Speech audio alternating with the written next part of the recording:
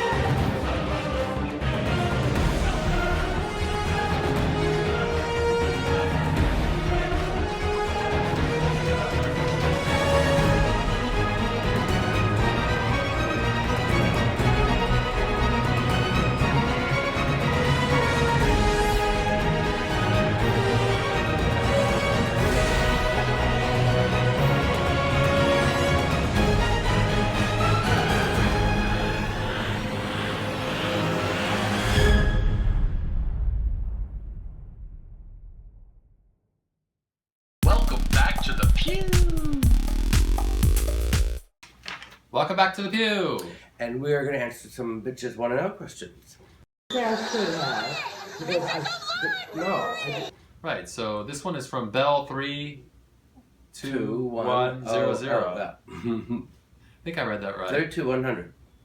Right, maybe that's her address. Did we see Madonna when she performed at Dance Satire? No, I did not see her perform at Dance Satire. Did you? I didn't see her perform at Dance Satire either. And did she perform at Dance Satire? She did. She sang, her Lucky Stars and I mean,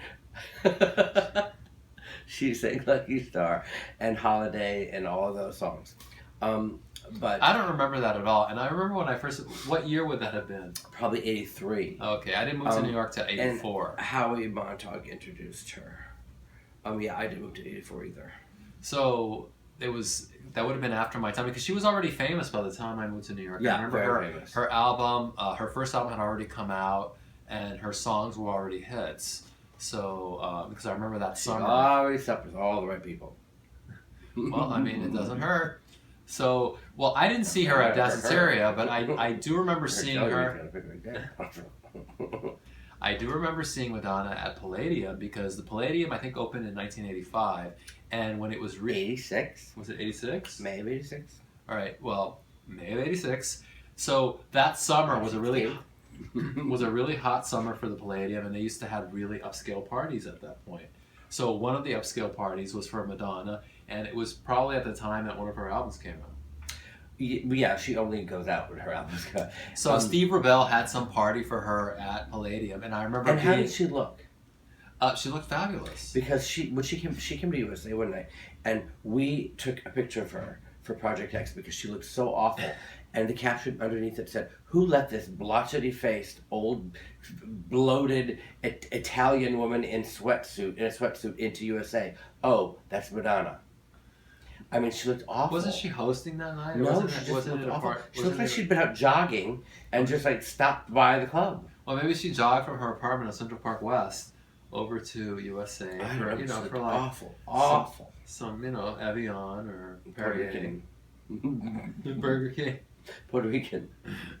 She looked awful. I noticed that Michael only smiles the way he's smiling right now when he's saying horrible things about celebrities. You'll notice that's his "I'm trashing celebrities" smile.